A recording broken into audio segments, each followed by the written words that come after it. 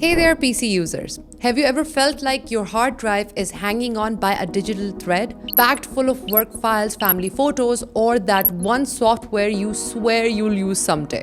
Well, as a content creator myself, I often find my hard drive space insufficient due to storing a large amount of images, video footage, and various project files. So in the end, I had to upgrade to a larger hard drive. Now, if you remember, I made a video about cloning your hard drive to a new SSD. Well, turns out some of you had questions. Very confused questions. But don't worry. As promised, I'll walk you through it without any hard to understand jargons or steps. Just a perfect copy of your hard drive.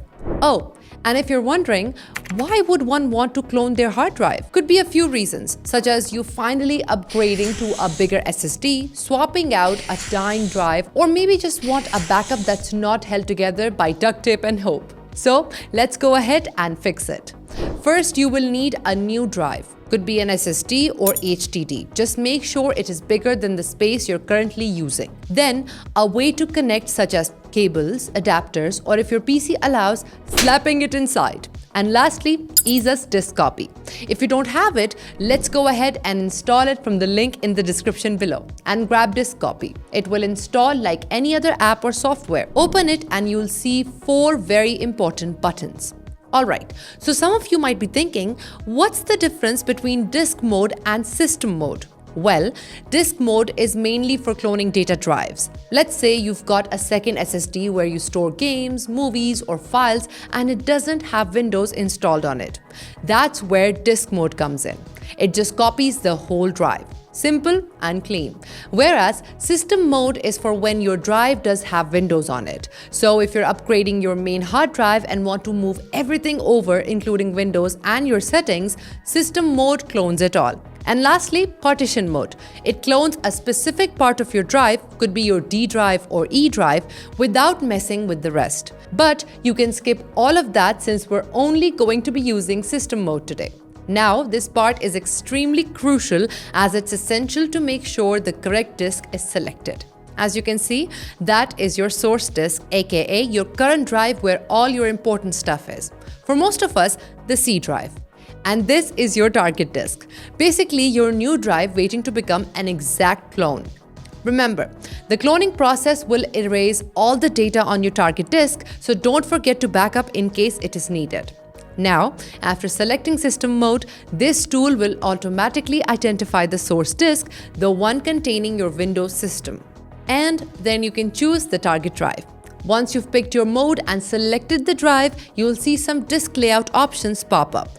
Most of the time, it's totally fine to just let it auto-adjust. It does the job well and saves you the hassle. But if you want the new hard drive to look exactly like your old one, no changes, you can go with clone as source. Keep in mind, if your new drive has more space, the extra space might not show up right away. And if that's the case, you'll need to hop into disk management afterward and manually resize the partitions to make the most of the extra storage. If you look here, there's also a manual edit option right here. But if you're not very familiar with it, just don't go with it and just stick with auto and you'll be just fine. Now go ahead and hit proceed. Ignore the scary warning about data being erased because we backed up the drive, right? All that is left is to wait. This could take minutes to hours depending on how much digital baggage you've got.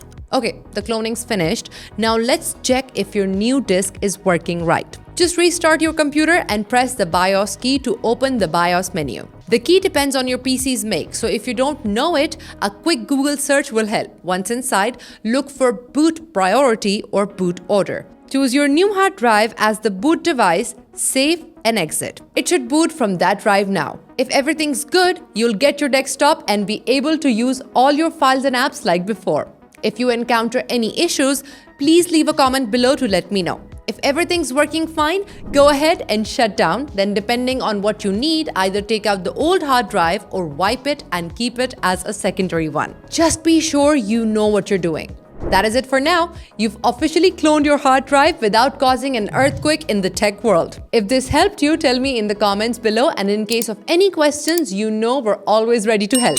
Until next time.